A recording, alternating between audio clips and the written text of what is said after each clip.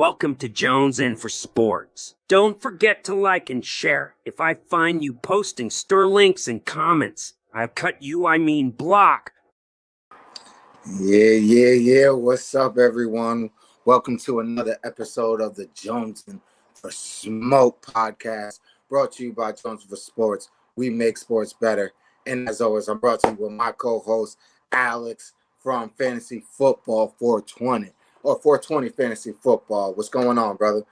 Doing good, man. Ready for week 3 because last week was some bullshit, and these injuries need to chill out. Yo, last week was definitely a crazy ass week. Hopefully this week is much better. For everybody that's going to be viewing, this is going to be a regular thing now.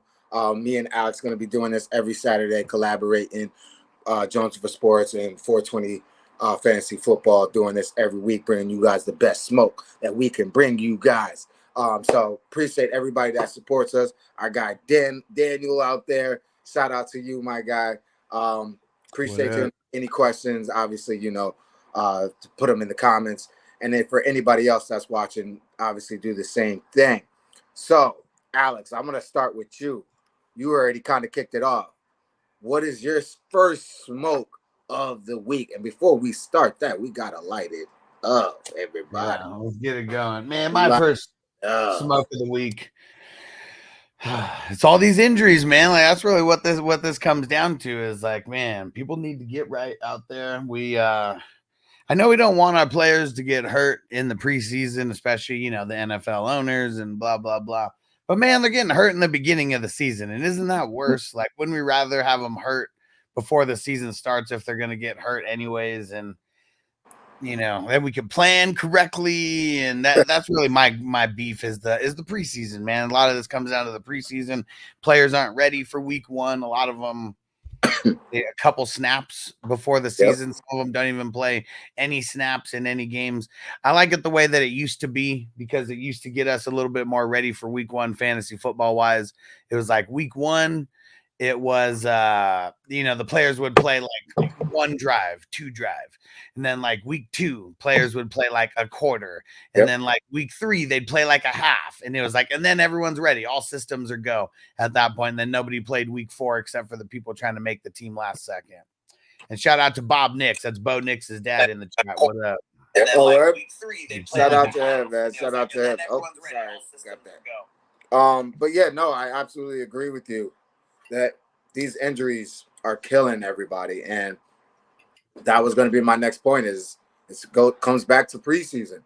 These bullshit preseasons that you guys are not taking serious, it's coming back to bite you guys in the ass because the old way, it wasn't happening like that. These guys haven't played full football for 8 months, and you guys are expecting them to get right back into it, throw them right back into the fire, and, them just be unscathed. Like, it's not going to happen. They've got to their bodies have to get used to that. And that's what preseason provided that, getting hit and getting physical. And I understand they're saying, these joint practices is kind of giving that same aura, but it's scripted and all that. So it's like, it's not really the same. And it's not everybody really on one page. So I don't really like it. I think they should keep the preseason games, at least 2 of them, and have their starters out there playing. Maybe not a full game, but at least a half or at least 3/4 or something like that. Let their bodies get used to the physicality because they haven't gotten used to getting hit for so long. Well, see, and that's kind of another thing that sucks too is like even the physicalness in preseason has kind of changed. The thing that I don't like, players don't get paid during preseason. Now that's a bullshit because like, if someone's out there giving it their all, giving it their 110%, and then they get hurt and then they got no money for being out there, like that's just some bullshit in general. So, I mean, everything about the preseason just seems like a broken, just a broken system. Yeah. They need to figure out some shit. They really do. What up, Astros on top? I absolutely agree. To go out there and risk getting hurt for no money is ridiculous. That's just absolutely ridiculous. So I definitely understand players that don't want to play in the preseason if that's the case. But yeah, NFL, you got to change that. Give them some incentive to actually want to play in the preseason so they can get used to it come game week 1 and 2 and 3. Well, and the guys who already have good contracts, it doesn't matter. Like it's the That's a fact. The 80th man on the roster who's trying to actually become number 53. Like those guys, like none of them are getting paid. It's just for the opportunity to potentially make that 53 man. Yeah. I agree. Injuries is definitely, and obviously it's going to hurt all of us fantasy football players because guys are dropping like flies. I've got Nakua on IR. I think I might have another player on IR. So it's definitely starting. Guys are dropping like flies, and it's hurting. And now guys are scrambling in the waiver wire trying to make some moves. But like you said last week, I think it might be just a little bit too early to be doing that. I think. What's your advice on that? What you think? How long should people wait before they start hitting the waiver wire? Yep. Don't wait, because it's the guys right now in the first 4 weeks of the season who are really going to turn into like the league winners, and I mean, there's no Puka this year, but like Puka, for example, last year, like he's not really drafted in a bunch of leagues last year, like maybe dynasty leagues and stuff. But if you don't get him week 1, because you're like, oh man, like he's probably fluke, like, and then you don't get him, and then it's like whoever got that guy, their team just changed like overnight. And so I feel like you got to make the calculated moves, but I think it's a fine line between dropping guys that shouldn't get dropped, because like there's people who are like, after seeing Thursday night, like, oh man, is fucking Breece Allen gonna suck now because Braylon Allen, or Breece Hall gonna suck now because Braylon Allen, got 11 touches or whatever. And so it's like, it's this crazy panic city. Like there's a fine line between making moves and panicking. That's a very good point, because there's a lot of people panicking there right now. A lot of people panicking. Okay. And that's who you want to try to trade with, right? You see someone going 0-2, 0-3. Yeah. They might want to trade. They might think their team sucks. And even though they're not, they're only just looking at it from I'm 0-3, not really why. Because sometimes you may play a tough ass schedule. Man, I don't know. Like, I mean, a lot of times it is the schedule. Like you just play a really tough, first 4 games. Yeah. But if you're 0-3, 3-1, 1-3, people are going to panic. They'll trade one of their stars for like 3 guys. Yeah, they're in desperate mode. And I've seen people come back, though, from worse. From down 0-3 and make the playoffs in the fantasy football, and then now almost win and shit. Like, I'm sure there's been people that have won. So, I've been 0-6 and turned it all. I didn't win a championship, but 0-6 and turned it all the way around to making it to the playoffs. It was like an insane like run, and I lost 1 game, I think, but was 7-7 at the end of it. And so you just got to get on a little bit of a roll. Absolutely. I love it, man. That's what's up. Shout out to everybody. So my smoke for the week is really a 2-parter, but I'm going to start with my Dallas Cowboys. Not that I'm panicking, because you already know where my stance is with the Cowboys. I'm not really worried about the regular season too much, but just to entertain Cowboy Nation as well. Yeah. This is a tough game, being the name alone, the Ravens, but obviously the Ravens aren't having the season that we expected, them being 0-2. So we expect, I mean, a lot of people are iffy on this game, and I definitely understand why. But if there's a game that the Ravens could bounce back against, would be the game against my Cowboys, because it still seems like we do not have a run defense. And that's what Chef just said. Can the Cowboys stop King Henry? Yeah, exactly. That's going to be the problem. And so far, King Henry hasn't been King Henry. But if this could be the game that he bounces back. So this is really a double smoke, I should say, for both the Cowboys and the Ravens, because both of these teams kind of need this game. Cowboys need to bounce back after a disgusting loss to the Saints. That was just disgusting. So they need to bounce back and show that they can be something this season. But I wouldn't be in panic mode yet, Cowboy Nation, even though you guys will be regardless. But the Ravens, a lot of people have the Ravens winning the Super Bowl this year. A lot of people are feeling that the Ravens could be that team this year. So if they lose to the Cowboys after the Cowboys just lost to the Saints, It's going to be a bad look for the Ravens, and people are going to be on their ass. So, what are your thoughts on the Cowboys and the Ravens needing a bounce back win this week? Cowboys are in trouble, man. The Ravens might be the most dangerous 0-2 team like ever right now. Yeah, because they could easily be 2-0.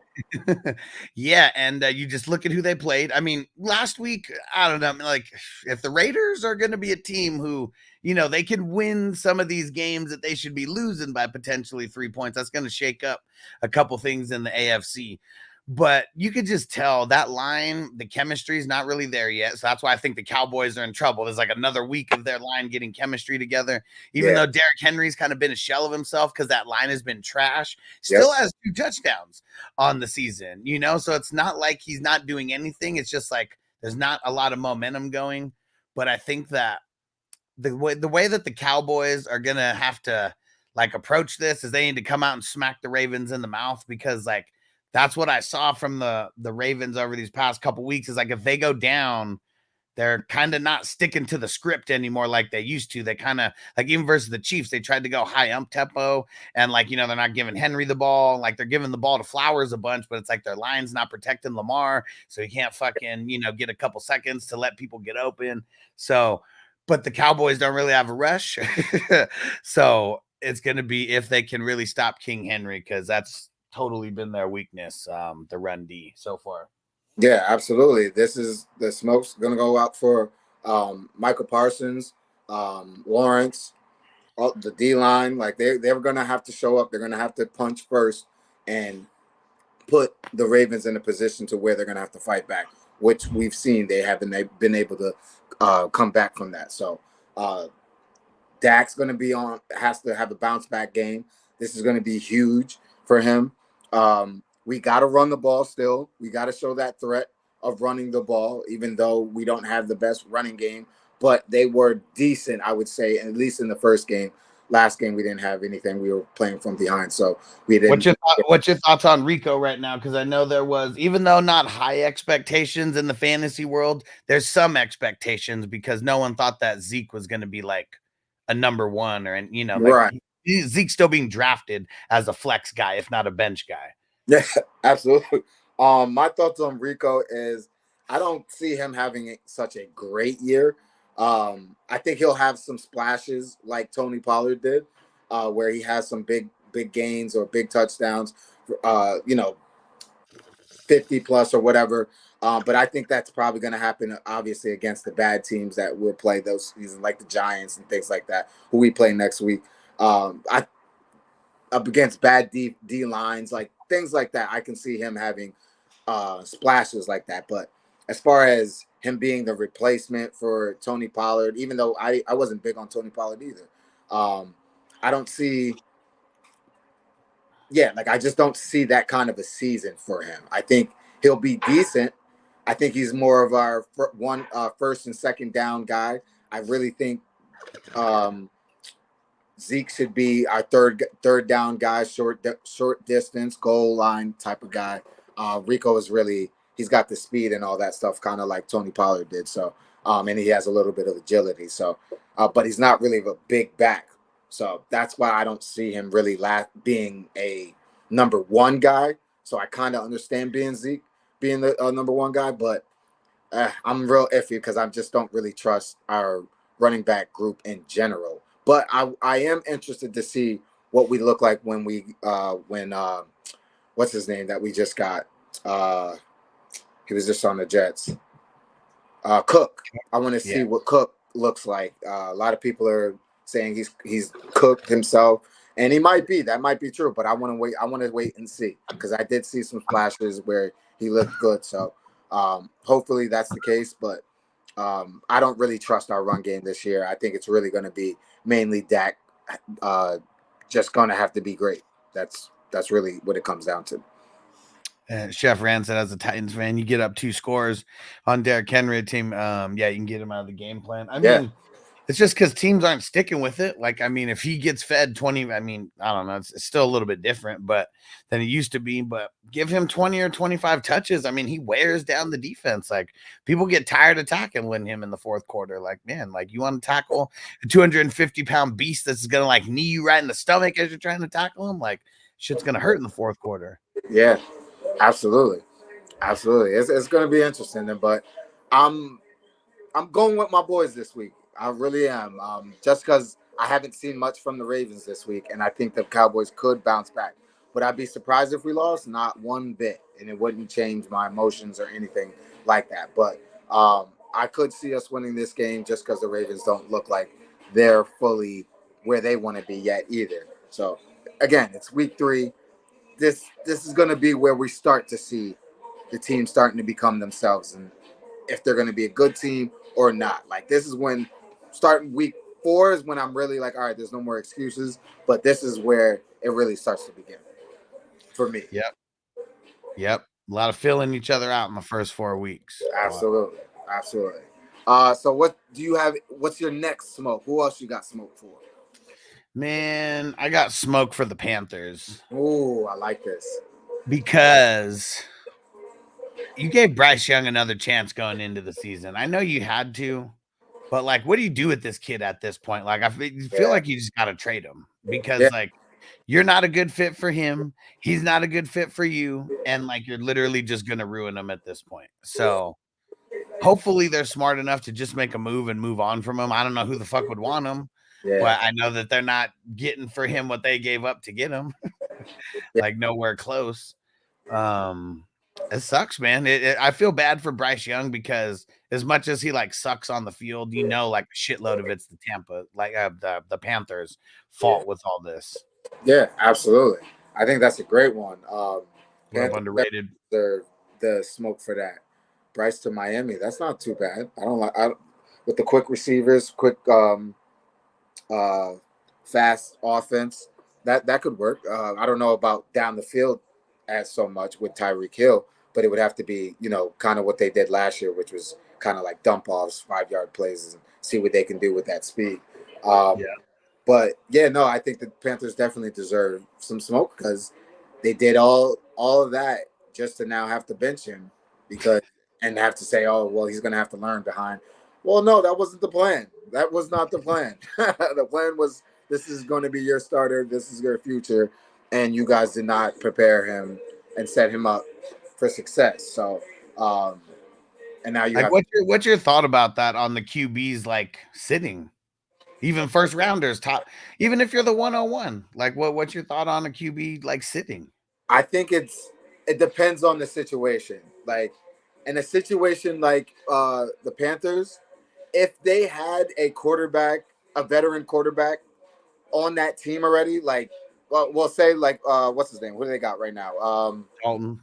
Dalton. If they had him last year, then maybe I think that's a good situation where you sit him, let him learn. But they did have him last year, but I think they picked him up last year. Like, it's not like he was like the starting quarterback of the team the year before or anything like that.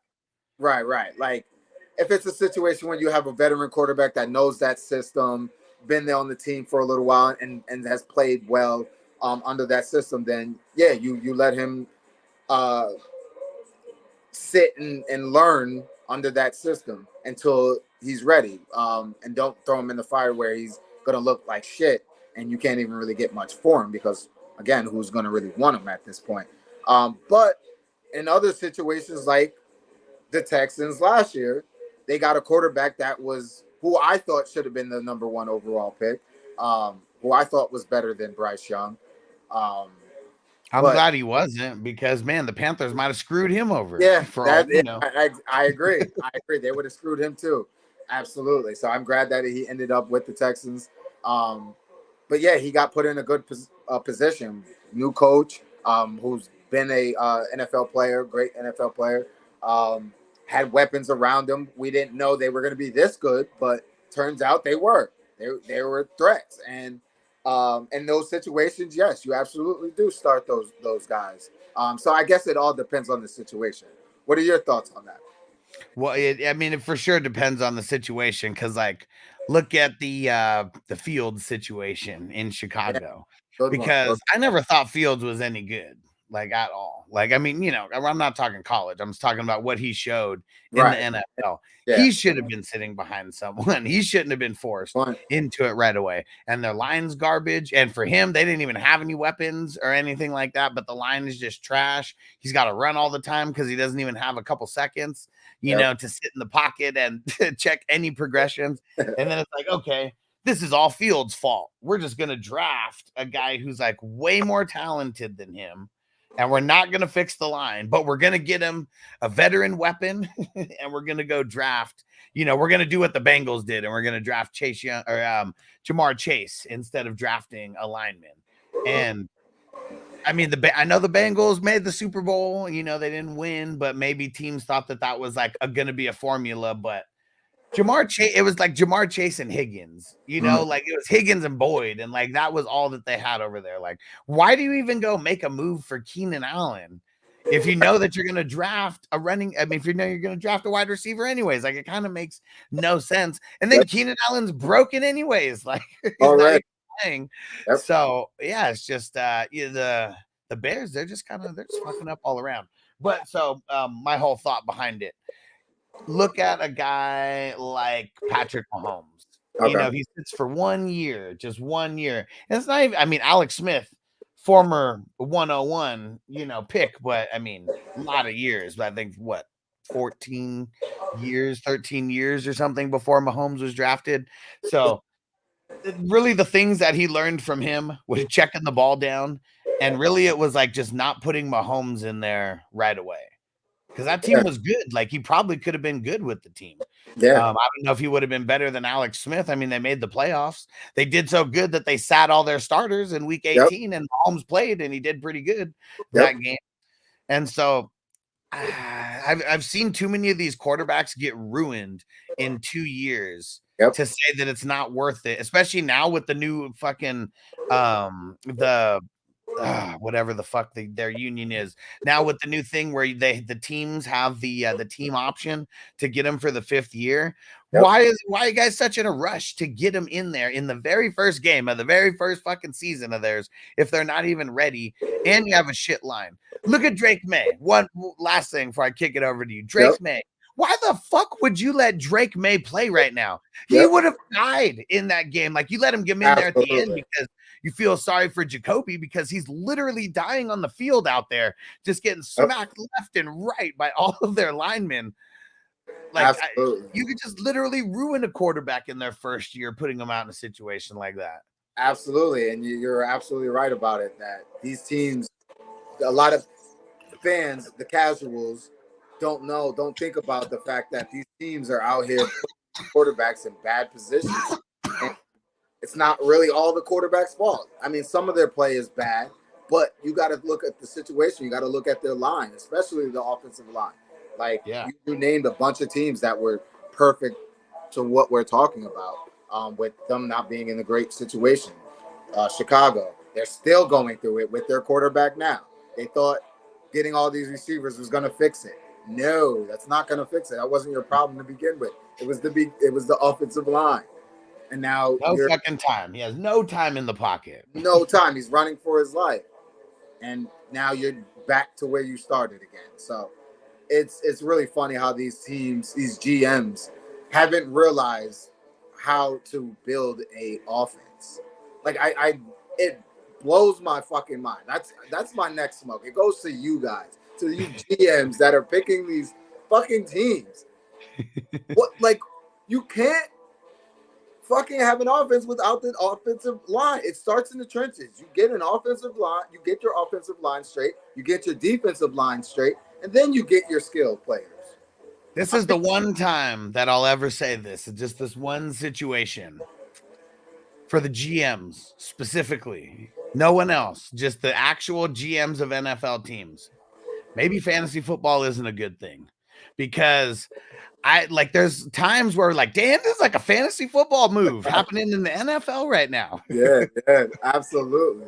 But it's like, man, if you don't have offense and defensive line, like why was Tom Brady so fucking good? Because he was never the most talented guy ever, but he always had a fucking line. Like they always addressed their line and made sure to pay their guys up front. Exactly. And that's my whole big thing with that is that Underrated said y'all are stoned. I love it. Fuck yeah. Yeah, absolutely, brother. Absolutely. And Jeff Rand said Peyton Manning saying everything y'all saying right now. He watches the show. He heard. He knew. He knew what we were talking about. He knows. Brady ran a 5.340. I know, man. He's super athletic. Who ran a faster 40? Him or Peyton Manning? Yeah, exactly. It'd be funny as hell to watch those. I would love to watch that. That would be amazing. Charles Barkley racing against I forgot the ref name in the All-Star game. That would be hilarious to watch. But yeah, no, it's just mind-blowing. Yeah. And I think Tom, what did he? I mean, shit. Tom was lucky that same kind of like Tom and Tony Romo, though, forever be connected because Drew Bledsoe, the man who ushers them in to the NFL. It's like both guys were like maybe a year away from getting cut in the NFL, but Drew Bledsoe gets hurt. They go in, and it's like the rest is history. Yep, absolutely. That's a great point. Absolutely. Is it my turn or your turn for the smoke? I don't know. I can't remember. But I'll tell you who I got some smoke against. All right, the 49ers. The 49ers. So 49ers, I don't know if you know this, but they cursed themselves a long time ago. It was when they traded for Mitch Trubisky and they traded like the 3 first-rounders or whatever. Yep. And they gave up the rights to Mitch Trubisky. I don't know what happened. I think Shanahan made a deal with the devil gone wrong or something, because like every couple of years they have these years where it's like everybody dies, like not just somebody, but like literally everybody, and everybody except Brandon Ayuk. Like he's he signed on the dotted line at the right time, like because they're looking out for him. But man, everybody, CMC, Debo, now Kittle. 49ers, like as much as like they're a really good team and they're a really good organization, but they've been blessed with just amazing pieces. Like that's really it. Like CMC, if he doesn't have ties to Shanahan and his dad and everything, doesn't even go there. You know, so I think 49ers they got a long road ahead. They're not making I don't think they're making the Super Bowl. I think this injury bad luck is going to continue for them, and just because I've seen it before. Yep, absolutely, I agree with that. And to add on to it, I want to add to the smoke by adding more smoke to Brock Purdy, because we've all been asking, hey, what can you do without the Avengers? Now you don't have the Avengers. Can you perform? And so far, without CMC, without Debo, you haven't been great. And we need you to be great, even without those guys, because that's what it entitles. Without great players, Tom Brady and Peyton Manning made some guys like Edelman and other guys amazing, who weren't really known before they were on those type of quarterbacks. So you got to be able to get through that type of adversity. And who are they playing again? I forgot who they're playing this week. They got the Rams, but they are playing in SoFi. But another, this is like the banged up teams. Yep, exactly. all banged up. All banged up. So if you lose to the Rams, that's going to be pretty sad. Pretty sad. Like you still got IU, you still got Trent Williams and stuff like that, and you got other players. So that's going to be interesting to see. I know there's some people out there who don't like me because of my Brock take when I said that he's average at best. Yep. I mean, there's a reason why he was Mr. Irrelevant. It's not because he's a fucking first round caliber, or else he would have got drafted by any of the other 32 teams in any of the picks before the very last pick in the draft. Absolutely. And so like, but people get really butthurt when I bring that up and like, oh, you're just a fucking hater. Like, no, he did get drafted the last pick. That's just a fact. Exactly. Like, if he was the first, same with Tom Brady. If he was a first round caliber talent, he would have got drafted in the first round. Doesn't mean that he isn't on a good team. It doesn't mean he's not coached up well. It doesn't mean that he's not progressing, as an NFL player. None of that means anything. But you've been fucking blessed. And if you go back and we look at Jimmy G's stats compared to Brock's stats, They're very, very similar. Yes, They're very, very similar. I'm talking, 49er Jimmy when he Yep. first got there, and Brock Purdy Jimmy, and Brock Purdy versus him. It's very, very similar. And it is the system. Like, anybody who doesn't think that it's the system is just being blind. And there goes Song out there. And I know Song's a 49er fan, so he's probably getting pissed at me right now. But the system is good, and he's a good fit for that system. Yep. Absolutely. I agree. 1,000%. I've been saying that all year last year, that it's the system. Why can't you just credit the system? They plug in quarterback after quarterback after quarterback, and it works. It works. Look at that Song said, Purdy is him. Grr. Purdy is for that system. For that system. But like you said, there's nothing wrong with saying that, and he has progressed in certain aspects. Like last year in the playoffs, he proved a lot to me coming back from down in the playoffs against other teams. Like that was great to see. So, but it's got to be consistent now. And so far it doesn't look that great. So, I'm on the same page with you with Purdy. My next Song just woke up and said he woke up to this shit. Man, just smoke with us. Just smoke with us. Yeah, just smoke with us, bro. We bring it on. We're just talking shit about the Cowboys a couple minutes ago. Yeah, exactly. I took my smoke already to the Cowboys. So we all we passing the smoke around to everybody. Philly Mike ain't playing. He said the Cowboys haven't been to an NFC championship game since I was in diapers. This is true. I was 5 since the last time that the Cowboys were anything. And you're right. I'm not the biggest. I'm the biggest Cowboys critic as a Cowboys fan. So, yeah, you're not telling me anything new. They ain't telling me anything new. But since you're talking, that was my next smoke. So I'm glad that you're speaking, Philly, because Philly ain't what y'all said they were. Y'all thought because y'all added some Saquon and got some defensive players and shit like that you guys were right back onto the page where you were, what was it, 2002 when you went to the Super Bowl? No, that team has left and they're gone. It's not the same team anymore. It's not the same team. You guys still have the same fucking problems you guys had last year. And I tried to tell you guys that. But y'all didn't want to listen to me. It's just me just giving out facts. Just giving out facts. Oh man, look at Chef Brad. How you let London beat y'all? And Philly Mike OG said Dallas about to get steamrolled by Baltimore. We might. We just might, because they got exactly what the Cowboys don't want, which is a running game. Well, they haven't so far this season, but they got Derrick Henry. So, and we don't have a D-line. So, Jason Kelce might have been one of the best draft picks by Philly, of all time, for as long as he was there, like as the least amount of games as he missed. And you could just tell, it's different. It's different with him not at the center of that line. And we already knew that things were going to be different without him, but that just like the Ravens, man, these lines, they need some time to develop some chemistry. Yep. And no AJ Brown. That shit sucks for our fantasy. And Devin White, what the fuck, man? What the fuck is going on with Devin White? Why even give him a mini bag over there? Bring him over there. And they say he's hurt, but then he's a healthy scratch and then he doesn't play. I'm curious what the fuck's going on with Devin White. Yeah, absolutely. And your coach is questionable too. Nick Sirianni is not the greatest coach out there. Let's just be honest. He makes very questionable calls, just like Mike McCarthy. Mike McCarthy, I cannot stand because he makes a lot of questionable fucking calls. We've all seen it. They've all going viral. But same with Nick Sirianni. He's got to be a better coach. With this talented team that you guys have, he's got to be better. And like you said it. Jalen Hurts got to be better as well. He was in MVP conversations like a couple years ago. But we're not seeing that same caliber player right now. So he's got to step up and be better. That whole team they got to step up, because you guys still have the same issues. And my question for the Philly fans, not fans, for the Philly fans, are you guys cool with Jalen Hurts running the ball so much? Because I'm not good with it. Even as a Dallas fan, like, I don't think it's smart. I just don't think let him taking all those hits this early in the season is a good recipe for it. I swear he's running less though than he was in the past.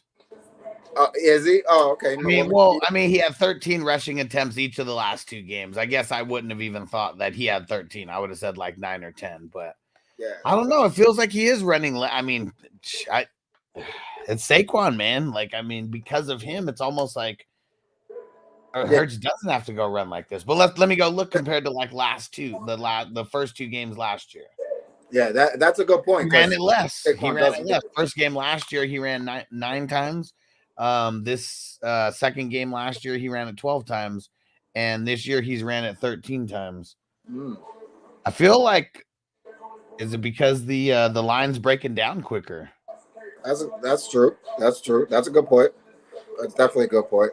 I just think if they're designed, I think that's a recipe that might end in injury. We're already seeing it throughout the league, and these quarterbacks. We almost saw the quarterback from Washington, Jalen, almost get knocked out of last week, trying to be doing too much. Yeah, man. Huh? Yeah. I'm not excited for these guys who, like, even Caleb. It's crazy. Like, you see him in Hard Knocks doing like the slides and shit like that, and like literally the first episode, that's one of the first drills that they're working on is the slide. And he's not really sliding out there right now when he's running for the ball. And it's like, man, like that was my beef with Richardson. It's like, first you're saying the NFL is easy, and then you're just like running into linebackers. Like, you're gonna run into the wrong linebacker. Who's just gonna fucking pop your shoulder out of place or something.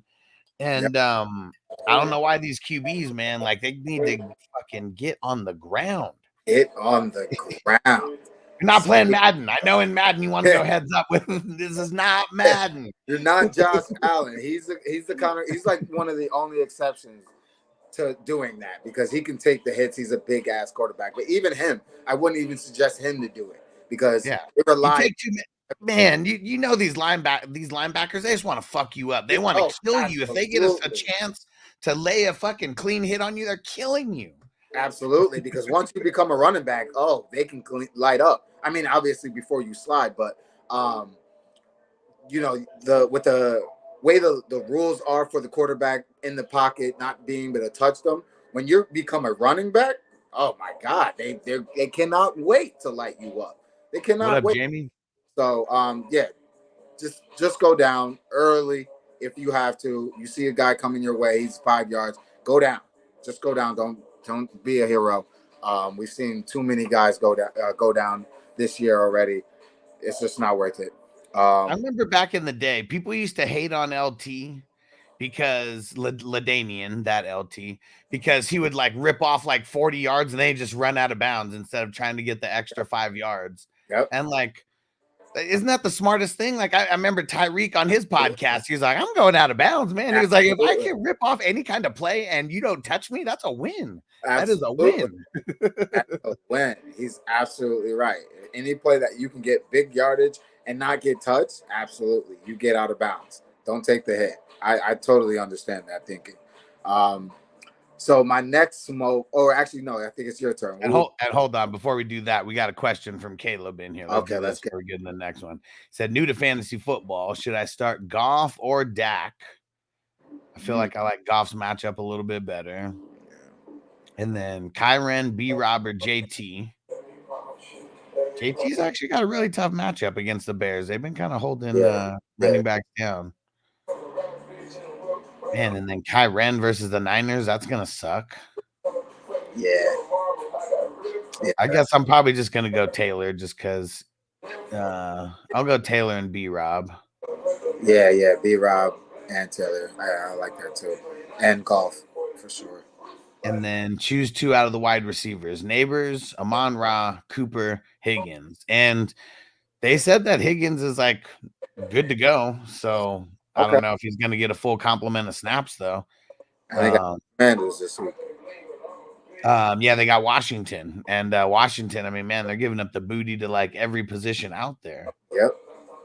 So, I'm going Amon-Ra and I'm going to go Higgins as of right now because of that. Yeah, I like both of those matchups. Amon and Higgins for the same reasons, for sure. Yep. And Caleb, let us know if you heard the answer. Appreciate you guys. And Watson said, "Hey guys, saving yourself when you need to take a hit is key. Yeah, fuck yeah. Absolutely. And yeah, I don't want to see guys like because I mean Jaden he got smacked. He got the wind knocked out of him. You know, I mean it was nothing serious, but you know, these welcome to the NFL moments. Like, oh yeah. You can either make yourself get it sooner, or you can just try to avoid it and think you're like Superman. Absolutely. Go down. Just they're itching for it. They're itching for it, especially like guys like Caleb Williams. They want to go after them, let them know, like, hey, this is not college, and we're here to let you know it's a lot faster, we're a lot stronger, and we're gonna put you out if we can, the legal. So, absolutely. What up, Rob? He said Akers or Singletary. I think I'm on the Akers side right now. Who is Singletary? Is he still with He's with the Giants, and they got the Browns this week, so I think it'll be a tough matchup for him. Yeah, I like with no Mixon. It's like Akers is pretty much the only guy. Him and Agumba Wale. That's pretty much it. Yep. Hell yeah, Chef Rand said we just talked about how easy it is to ruin these QBs. Hell yeah. I mean, seeing that's how they have to save themselves, because I know these guys, I mean, you know, everyone's a dog out there. At least they're trying to be, you know. And it sucks living to fight another day, but I mean, you got to do it. Like, just go down. Like, don't try to get that extra 1 yard. It's not worth it. To not see another down at all. You know, it's just not worth it. And Jaden, as of right now, Chef Ran, I mean, he could be potential rookie of the year, but watch out, man. I bet Brian Thomas Jr., just get ready. Like, I think it's going to be him and Marvin Harrison Jr. I think when it's all said and done, that those are going to be the guys competing for it at the end. Yep, absolutely. Fuck yeah, Tua should have slid, man. Hey, you're down already. He was trying to play hero ball, and you know it's just unfortunate. And I wish him the best going forward. But yeah, you got to save yourself. You got to learn from these things. You just have to. We've seen too many of this, especially the quarterback. We don't want to see the quarterback go down. That's just the worst, because it affects so many other things after that. It's just everyone else is affected. We already know what we think of, what Waddle's going to look like, what Tyreek's going to look like, what Anchan's going to look like, Mustard, all those guys. The effect of losing Tua has on the whole team. So it's important. Yeah. I got some smokes for the Chiefs here, and Chef Ran, he put it out there that Reed's the only elite head coach left. As of right now, yeah. I mean, it just seems like everything that they got going. I mean, they built a team that's sustained to win. I mean, they can stop the run. I mean, their defense is young and they're coached up really well. Mahomes already proved like he doesn't really need, outside of Kelsey, doesn't really need like any super elite like pass catching weapons. I mean, they did it with kind of a committee running back, approach. And so everything that they've kind of done, it's sustainable. Yep. Well, my smoke is about, them doing stupid shit like passing it to a lineman for a touchdown instead of like Travis Kelsey. And like, I think that they're getting a little bit too cute over there, and we need to get back to business, and we need to get Kelsey the fucking ball. Okay. And that needs to be something that happens this week. Mahomes needs to go for over 300. Yep. Okay. Like, I don't give a shit how good your defense is. Run up the fucking score. Okay. I want to see Mahomes go over 300. We want to see Kelsey have at least a touchdown. Let's get him over 100 yards. Let's pretend that we're in the correct universe. Right.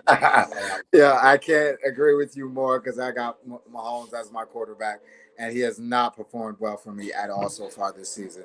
So I need him to go crazy this week, because yikes, these games are coming too close for me.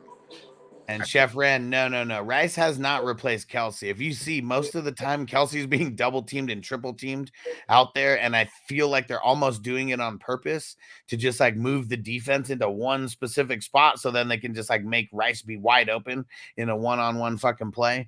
They need to scheme to where Kelsey actually gets involved with some catches and shit, not just being a huge ass decoy. I agree. They stop with all the cute shit. Get them open. They know you can scheme them up somehow, some way to get Kelsey open. So they just got to get to it. No other way. But they've finally drafted good at wide receiver because they missed on a handful of them. But Rice and, I mean, even Worthy, I mean. Yeah, he didn't have a great week last week. I mean, he's kind of, you know, like, is he just going to be like a one-trick pony? Like, he might be. Like, he might not be that good of a route runner, you know, which I never thought he was. But if he's fast as fuck, so let him return kicks, let him return punts, and just get the ball in his hands a couple times.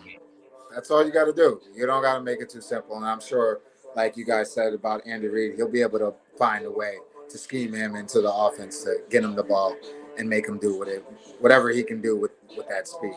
So he's got definitely gained some weight, though, because he is light in the ass. He is light in the ass. Don't put him out there for running plays. What happened, Philly Mike OG? Drinking over here? He said, do I trade Garrett Wilson? I'm 0-2. If you saw, I broke down Garrett Wilson's schedule up until week 9, and it's really ugly. Ooh. It's like he's playing either New England or he's playing a top cornerback in the league. What up, Corey? What up? What up? What's going on, boss? Absolutely. That's a good one. My other smoke goes for the Bengals because I feel like if they don't start turning it around, which they normally do, but then they start crashing again during the end of the season, or they get to the playoffs and lose to the Chiefs. If they don't turn that corner this season and start really looking like the Chiefs that everyone expects them to look like, when do we eventually get past what they used to be and start accepting them for what they are? Because I feel like for years we've been giving them the pass because they were the one team to get past the Chiefs and go to the Super Bowl.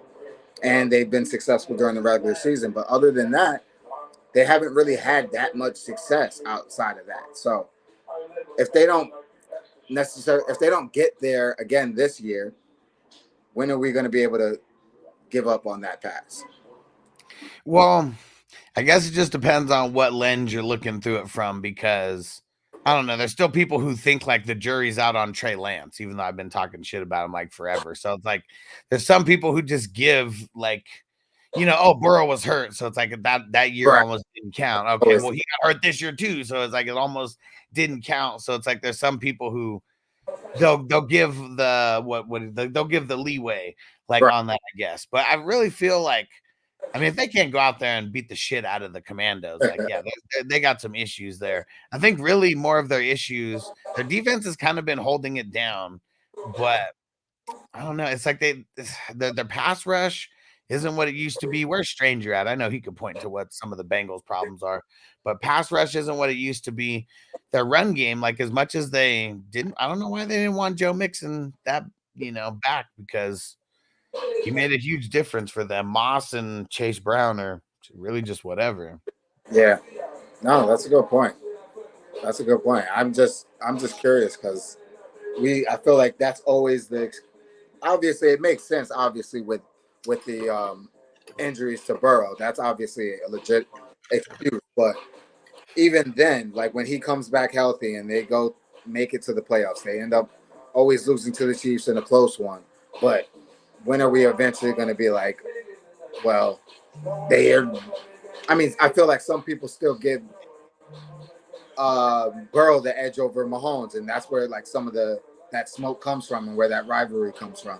I don't know where they get that from, but that's where some of it comes from. So just hating it has to be, because for sure. I mean, right now the Chiefs, I mean, they're like the Bulls of the 90s right now. Like, man, they're running like a legitimate shot to three-peat. Yeah. And think about all the team. Like, I guess like the crazy thing is like how a lot of people only judge a team being good off of like winning championships. And like, when Tom Brady's there with the Patriots, I mean, they won like a third of the championships, in like 18 years or whatever. So like nobody won besides the Patriots. Like nobody did. Like it's only here and there, and so I don't know. I just really feel like people got to get out of this. Like you're only good if you win a Super Bowl. Yeah, but, that's true. Gotta win a Super Bowl to be great, though. I will say that you can't be great without a Super Bowl. Exactly. There's a difference. Absolutely. Chef Ran Burrow, the only one to beat Mahomes in the playoffs. Who else? Yeah, the only one's Brady. Yeah, I mean Mahomes is he's the truth, man. Yeah, that's for sure. And that's no shade on Joe Burrow, because I think Joe Burrow is a great quarterback. Like that, I'm not saying that because I don't think he's a bad quarterback or the Bengals are a bad team or anything like that. But I feel like a lot of excuses get given to the Bengals because of what they did a couple years ago. I feel like in the NFL, it's all about what you've done for me lately. You got to keep updating your resume. So for the Bengals to be every year to be in that top conversation, I feel like they got to start proving it a little bit more. Outside of injuries, obviously the injuries hurt them a lot, but and I mean, as long as Burrow's there, they're going to be in that conversation because I feel like most teams, you kind of pick to go to the Super Bowl based on your QB, unless if you're the 49ers and you're just that good everywhere else that like your QB can be Brock Purdy and you can still be looked at as a Super Bowl favorite. Absolutely. What's your next smoke? Who else you got to pull? Let's see. Who else do we got to talk about? I got one more for you. Yeah, let's see. Well, go ahead. You give me yours while I'm thinking of mine. Corbin said Dan Marino. Never made it. I mean, after that second year or whatever, his first Super Bowl, never made it back. Sam Darnold. Hey, I'm not gonna lie. Sam Darnold's looking real good this year so far. He looks pretty good. I mean, the only way that he's beating him in the playoffs is if it's in the Super Bowl, though. Right. Yeah. I don't think Minnesota's making it to the Super Bowl, but no, I don't think that. We should think of Theo. But my next one would be for. Well, it's not even really smoke, but it's a question. Well, I guess it is smoke because. All right, I'll just throw it out there. There's talk about getting rid of the 2 high safeties. Did you hear about that? Yeah. So what are your thoughts on that? Because me as a defender, playing football my whole life, and being at one time playing safety, playing corner, my thought is, it's not our fault that you can't beat it. Like there are quarterbacks that can beat it. There are offenses that can beat 2 high safeties. Yeah, ask Mahomes to beat 2 high safety. Exactly. So my whole thing is like all this complaining about it. Kyle, it's fucking Chris Collinsworth saying this shit. Man, his ass needs to retire. Miles Kuiper, he's saying this shit too, and yeah. No, Kuiper's a fucking bum, man. Like a couple years ago, he said that fucking Malik Willis was going to get drafted by the Panthers in the first round at 6 overall. Like that shows you how much that guy fucking knows about football. He's old and senile. He doesn't know what the fuck he's talking about. Like, man, so yeah, we need to go back to the way that football was in the fucking like 70s, but it's like they're throwing like 10 times as much as they were throwing back then. Like, I mean, back then. It's like, and I mean, as we're going into the 80s, I'm not even talking 70s, but like Dan Marino, Dan Fouts, those are like the only guys who are throwing it a shitload in the NFL. Everyone else is, like they just run heavy teams, and it's the exact fucking opposite now. So you want to bring back, any kind of like non-2 high safeties, like bring back fucking Adrian Peterson, bring back fucking like running backs like that and make teams build around that. And then I bet you they'll stop running 2 high safety. But until then, like that makes no fucking sense. They asked Derwin James what he thought about that. And he was like, well, what are we going to like? What am I going to do then? Where am I going to play? Exactly. Like, I think it's just a bunch of bullshit. They're already handicapping these defenders as it is. So why handicap them more? No, like fuck that. I don't want to hear that shit. When I heard this shit, I was just like, no, this is ridiculous. You guys gotta understand football more to understand that there is ways to beat 2 high safeties. It's just we've seen a whole bunch of bad quarterbacks out there. It's not our fault. It's not their fault. Like, what the fuck are they supposed to do? Not everybody can be Mahomes. So it is what I'm too high to play safety. But yeah, it makes no sense. Like, it's funny because even if like I'm just thinking about, Madden and like shit like that, it's like, is there even any formations these days that don't have a 2 high safety set? Like, I mean, literally every defense like has that the now. Most common. Absolutely. Now fucking teams are running 3 safeties so they can like bring a safety down like into the box, and be like, a slash linebacker or whatever. Exactly. Yeah, that's really like the strong safety. He'll come down and play the run or some shit like that, and then somebody else, a corner, will replace him, or another. Yeah, like usually a corner would go and replace his spot or something like that. So yeah, it's the most common defense in the league. Why would they get rid of it? That would make no fucking sense. And you're damn right, Chef Rand. Mel Kiper's a bum. He's a bum. He was a bum then, and he's a bum now. For sure. Goddamn sure. Defense lives matter. Absolutely right, brother. Defense lives matters. Fuck yeah, that. and look at this. We got or wait, never mind. I forgot. We're not on mine. I was about to pull up something that I had from Jordan Battle, but I forgot. It's not up here. But yeah, when we got a shout out from Jordan Battle, and he said get in some IDP leagues with the Hustlers, and he was like, let him know, man. Defensive players matter and make as many plays as the offense. Absolutely. And, that's why I don't get that's like my smoke for like the fantasy football community. Like when I bring up IDP and they're like, what? Like, why would I play defense? That makes no sense. It's like, oh, you don't watch football? Like, yeah, I watch football. Well, every single offensive play besides touchdowns have a defensive play attached to that play, right? Exactly. They don't know. They're such casuals to not really understand the whole thing, the whole concept that there are defensive players out there. How do you think the offense it's just 12 guys out there? I mean 11 guys out there and they're playing against air? Like what the fuck? This is not practice. No, they're going up against a defense that practices just like the offense does and got great players on the defense just like the offense does. And they're doing it. Most of those guys are doing that shit backwards. So it's very impressive what those guys do. So yeah, I suggest a lot of you guys get into it because it's very entertaining and it will help you learn a lot more about football. Oh yeah, and I don't. We play with DBs in there in our lineups and stuff, but it's a lot of safeties. Like safeties usually getting more tackles and sacks and more opportunities, to make plays on the ball. And but man, the corners, like for NFL, I mean, the corners still are probably one of the most important positions in all of football, and that's why you see so many corners go in the first round. Yep, 1,000%. It's one of the hardest positions out there. On the defense because you're doing you got to keep up with a guy running 4.3 and do it backwards. Trust me, I can tell you as a 5'6" fucking corner, I'm short. But I was pretty good, but it's a tough position. So those guys deserve all the credit that they get. Corbin said, once I went IDP, I never looked back. Hell yeah, man. Yeah. When I first got introduced to fantasy football, my friends played in a 2 QB league and an IDP. And so I just thought that that's how everybody played. So when I started meeting people and seeing their leagues, like, why don't you guys use defensive players? They're like, no, man, we just do like the team defense. I'm like, what the fuck is that? Yeah, absolutely. You guys got to get up on game for sure. Definitely got to get up on game. Derek Carr beat Mahomes. Chef Ernest Jones has kind of sucked ever since he's got over to wherever the fuck he went, the Titans. Yeah, he sucked over there for fantasy.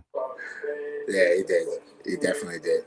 My other smoke that I want to bring, which I always bring on every week, is for all those Cowboy haters. I gotta bring that. I can't forget all you Cowboy haters, because you guys love to see us lose, even when you guys team sucks and lose as well. So I understand it, but just know that the smoke will be reciprocated. Always, even though I am the Cowboy critic, and I will come up here and talk shit about my Cowboys all day long. When they are playing like shit, I'll be the first to tell y'all. But a lot of y'all out here talking shit with some badass teams out there. And you think I won't find out what team you represent? Oh, I find out. Oh, I do every time. And then you're going to get that smoke too. It's only right. Just had to put that. But I love it, though. Just letting y'all know. I invite all of the smoke. Bring all the Cowboy hate. All you want. I love it. I will engage with it. It's all fun. It's all fun. It's fun to hate on the Cowboys. It is. It's got to be. I have fun doing it myself. I have fun doing it myself.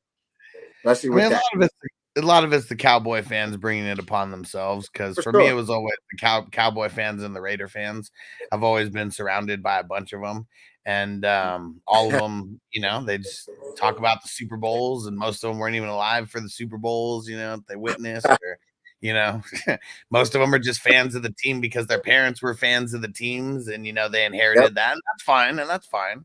But, like, at least just say it. I was born into this family, you know, wear it with pride instead of like, no, I like it because of all this shit that happened before I was born, and I figured all this out when I was 3 years old. Yeah, exactly. Yeah, I always say it. I was born into it. My father, my uncles, my aunts, they all love the Cowboys. They've been Cowboys fans for like 50 years now. So I was born into it. And for a while, I was just like most Cowboy Nation. Yeah, we're gonna win it every year. Oh, yeah, I see it. Here it is. Oh, you guys don't know what you're talking about. Here it is. This, that, and the third. And then eventually, I woke the fuck up and was like, "This is not gonna happen." Like, I finally realized this is not what I thought it was. So, I'm not on that bandwagon. But I am a proud Cowboy fan, though. So many things need to go right to win just one Super Bowl, and so that's why it's crazy when we see these teams like the Chiefs fucking get on this roll that they're on. Exactly. Like that, me and my pops talk about it all the time. Just what, like, I was a Brady hater for the longest time, like the biggest Brady. Unless you're a fan of the Patriots, you better have been a Brady hater. I'm just saying, man, he was ruining everybody. I hated Brady, and I hated on everything that happened. I gave all the credit to Belichick and shit like that. But there was just one point where I was just like, yo, I cannot hate on this motherfucker anymore. Like, he just keeps getting it done.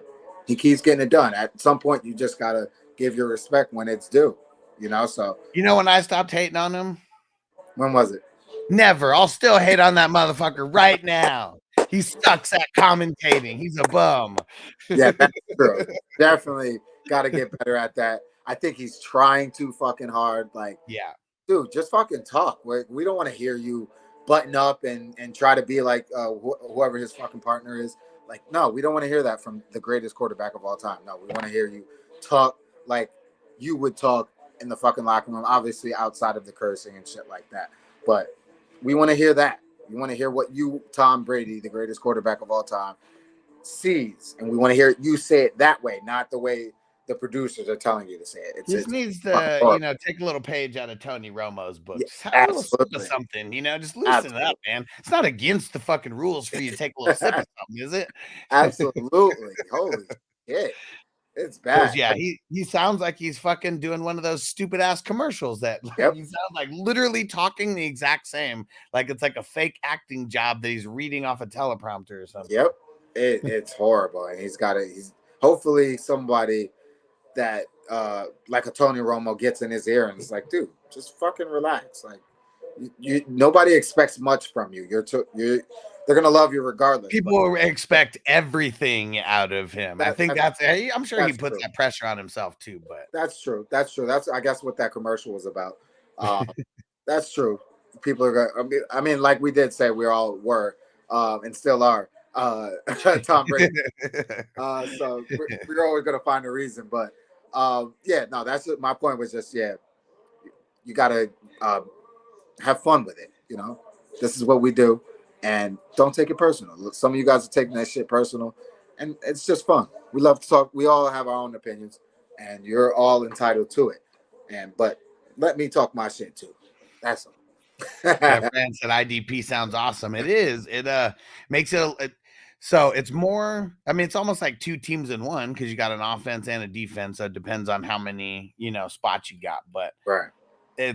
You need a complete team to win. There's no fucking accidental like champions because I feel like in the leagues where you only start like 7 people, like kind of like the default ones, like you could have one guy just go off like crazy and that kind of like wins the entire matchup. It's a little bit harder when you have more players in there because like, the scores are higher in general and like one guy doesn't make as much of a difference because like, you got more players in there. And I'll tell you what, some of the funnest things when I'm watching Red Zone and shit is like I see my running back get like a 20-yard, rush, and it's like then the linebacker comes just out of nowhere and tackles them, and you get points for that also. It just feels like you're double dipping on the same play. Yep, absolutely. That's one of the best parts about it, for sure. Jay said IDP is the best. I'm never going back. Yeah, and like it's not like I'll never play in teams, the offense only ones, but I don't want to play in team defense. It's like it's stupid. Yeah. We don't play team offense ever. Like, why the fuck would we play team defense? Exactly. I agree. That's the way you're supposed to play it. Yeah. But yeah, I'll hate on Brady forever. And it's really because, like, well, first off, I mean, it's not like the Chargers were going to win any fucking championships, but I felt like one year they were going to, that LT year.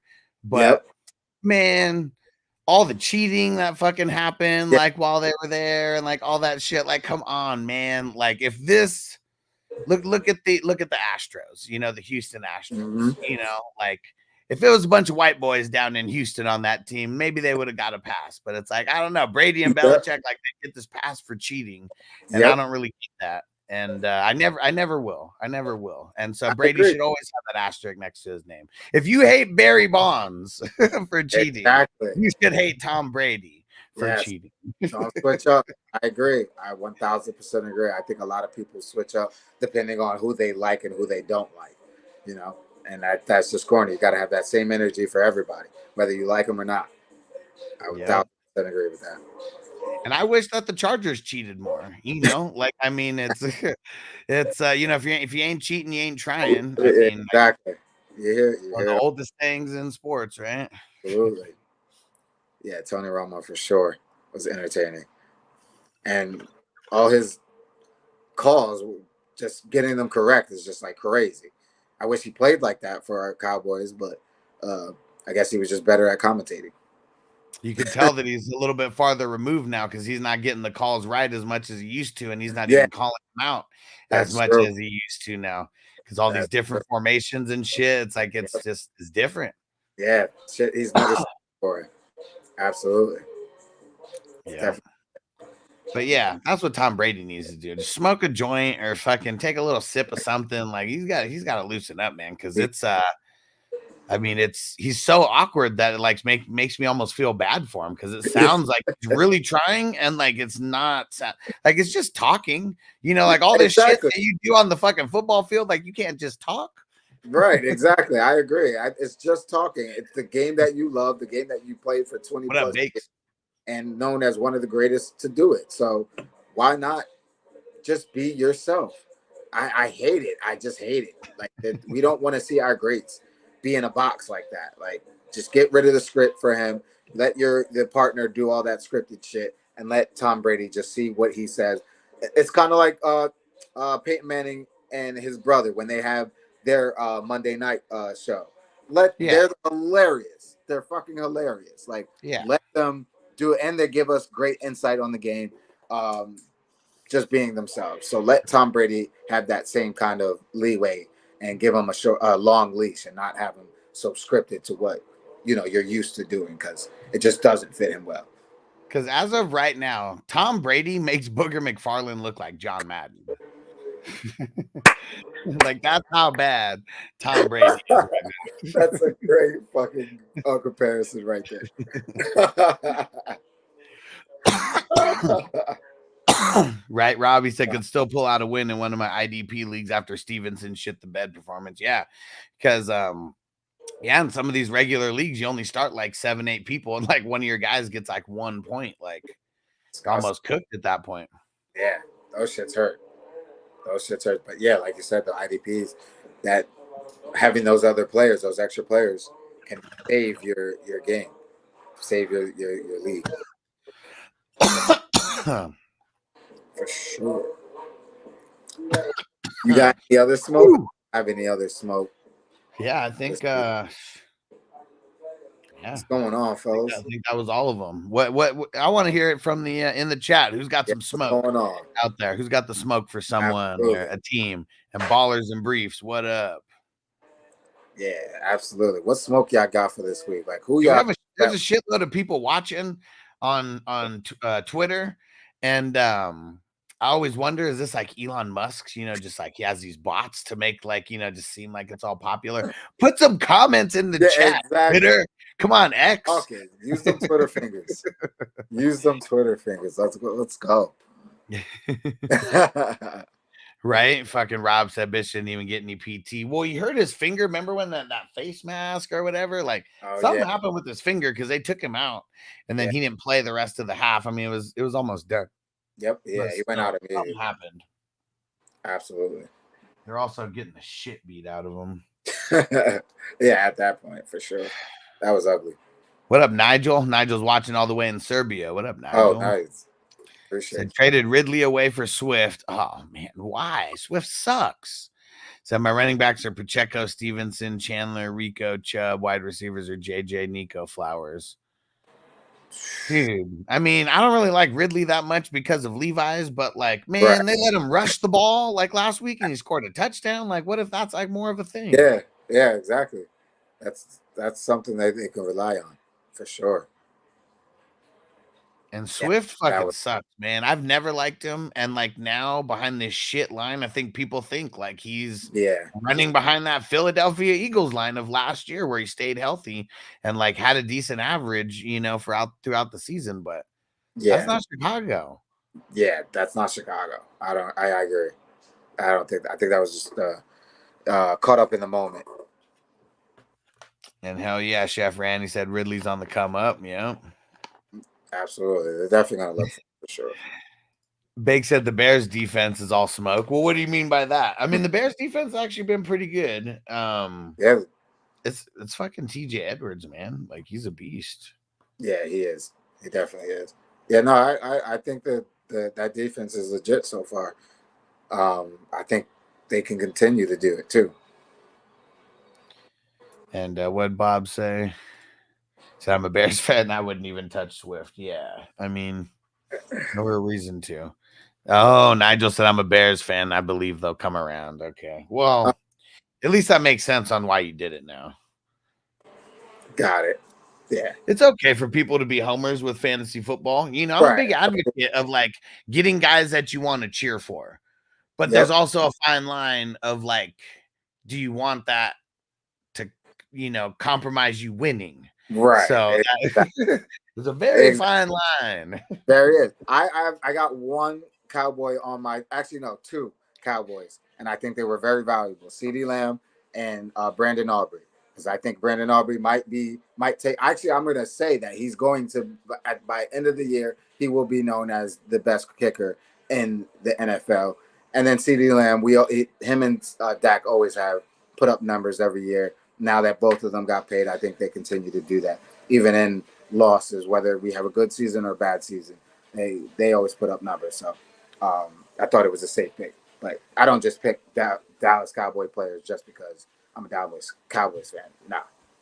So I guess I got another question for you. So for the longest time, it was like Sebastian Janikowski, for the Raiders, like seemed like the best kicker in the league. But it was because their team sucked and they could never really score. So at risk of like the Cowboys almost seeming like they suck and can't score, like, do you want Aubrey to be that guy? Because I feel like that's one of the only ways he becomes like one of the best kickers in the league if he's kicking that many field goals and from that far out. I think based on our schedule and what I think we're going to be this season, I don't think we're going to be that great. I think I had us at 9 to 10 wins this season. And I think based on our schedule, we got a tough schedule. We play the AFC North. We got, how those defenses could be. We already played the Browns. Obviously, that worked out for us. Ravens, we're going to see how that works out for us tomorrow. But we got tough schedule. And I think a lot of our offensive scheme, especially without a running game and without a defensive line, so teams are going to be able to run the ball on us and eat the clock, forcing Dak to have to try to play catch up. And if we don't get big yardage and stuff like that, I think Aubrey has the leg enough to where they're going to be in a lot of positions to where he's going to be kicking field goals for us. I wonder if they knew ahead of time, we're playing the North this year. Nobody could run on anybody in the AFC North. Yeah. Wonder if we just like forego the running back this year, bring back Zeke, and then we'll figure out running back in next year's draft. Yeah, it might be. It might be their angle at this. I honestly don't know yet, but that might be their angle because obviously they didn't really make a splash this offseason in that department. So, but I will say I do like the addition of Kendricks. He has been our best linebacker so far for the Cowboys. He's been all over the place, reading plays. Obviously outside of last game, he wasn't that good, but I do like his active activity in the run game, obviously outside of last week. Yeah, and Dustin said, "What up with the Saints? Said, are they the real deal? I mean, shit. Right now, they look like the real deal. They look like. I feel like it's only a matter of time before some of these too high safeties remember to like double team Shaheed. Right, exactly. And then Derek Carr. Once you take away his best options, then he starts to panic a little bit and shit like that. But I will say if that run game is able to continue to be that good, they might be on to something because I think that helps Derek Carr a lot. Keep that. I think it's like a somewhat similar situation with the Buffalo Bills with James Cook, with him being able to run the ball. That takes the pressure off of Josh Allen to have to throw the ball as much. Yeah, they can win the game, time of possession, and shit like that. So that helps a lot. Yeah. And Chef Rand says Saints OC must be a savant. I mean, looking pretty sweet right now, that's for sure. There is. What Nigel said Chandler by week 6 overtakes Aaron Jones. I don't know. Chandler's just not that good. Yeah. I like Jones in that. Bake said the Bears defense only did good against Tennessee, bad against Houston. They might be good only this week, only because Anthony Richardson's the quarterback and still needs to learn to throw for sure. Yeah, dang. Jamie gave us a stat earlier. He said that Anthony Richardson has thrown more interceptions to man coverage than he has thrown completions to man coverage. Wow. As of right now. Wow. That's crazy. That right there. Can't do good. That's not good. That's not good. Yeah, that just tells every defense, oh, well, just play man coverage against him. He's gonna be fucked up. Yeah. Yikes. It's crazy too, because even like when you're playing video games, like I almost never want because it's video games, man. Like, why do you really need to go zone when you're with video games where like everybody is good, and like mostly I'll just go in man. A lot of times I'll even go in the dime. You just throw 4 DBs out there, and if the person's not running the ball, they just keep throwing the ball. It's only a matter of time before they're going to throw a pick because like no question. Players are too good and they just keep up with all the wide receivers. No question. Absolutely. I agree. And yeah, Levi. Yeah. he said he's a butt fumble, huh? He's even worse than I don't know. I mean, butt fumble Sanchez. He made it to 2 AFC championships. Sure did. Forget that. Sure did. People forget that a lot. He's definitely, made his memes well known, but he's also made it to AFC championships twice, more than a lot. Because like he was the Brock Purdy of like those years, I feel. Even though he was the first rounder, but they didn't get anywhere because of Sanchez. Yep, they had a great run game. They had a great defense. That's when they had Revis Island, going great. Yeah, he definitely benefited from a great team for sure. Yeah, he had LT. Chargers are idiots. They let LT go for nothing, man. They're so stupid. That's why the Chargers always lose. Their front office is just trash. Yeah, exactly. Gotta have a good front office. Rex and Revis Island. Yeah, I mean, that defense was so nasty. Nasty. Camardi over there. Yeah, they had some beasts over there. Yeah, man. I wonder, and that was Camardi when he only had like 10 kids. So it was like he wasn't as stressed like as he is now. Exactly. Still with it's crazy. Camardi, he that year where he had like 12 picks or like whatever it was, it's like he has kids in like every state that every city that they played in that year. Yeah, nuts. It's fucking nuts. And he had a vasectomy and had 3 kids after he had a vasectomy. How do you do that? I mean, those are some either some miracle babies, right, or I don't know, or some karma babies. Like, I don't know what ways you want to like throw it, but man, that's just crazy. Vasectomy and had 3 kids after that. Yeah, dedicated swimmers. Dedicated. You're not gonna leave us out. Fuck this. And it's crazy because his counterpart, Phillip Rivers, you know, he's got like 11 kids, but it's like all with the same lady, and it's all like a wholesome thing and everything. And but he just wanted to make sure when they go to like the Rivers, you know, family, like, you know, cookouts and shit, they got a whole 11 on 11 just on their side already. Absolutely, man. That's smart, man. Keep that money going into that family, baby, for sure. Hell yeah. Chef Rand, that's wild. He said strong. Hell yeah, man. It sure is, bro. I love it. All right. About that time? Yes, sir. Yes, sir. Yes, sir. Well, appreciate everybody that pulled up and enjoyed the show. Jones'NForSmoke, always bringing that smoke. Obviously, appreciate you, my co-host, Alex, for always bringing that smoke to the NFL fans out there, for all of us to talk some shit, because I always needed somebody to talk some shit with. And, bro, you are the best partner so far for this job. So I appreciate you partnering with us to do this every week. We're going to bring the best smoke that we can to you guys. Appreciate each and every one of you guys. And, yeah, you guys enjoy the games tomorrow. Week 3. Football's back, baby. I love it. Hell yeah. Gonna be a wild week 3, and we'll be live at 7:10 West Coast time, and be streaming all the way up to the games. Absolutely. And through the first set of games. Absolutely. I'm definitely gonna try to pull up as well. So it should be fun, man. Hell yeah. You guys enjoy. Peace. Peace out.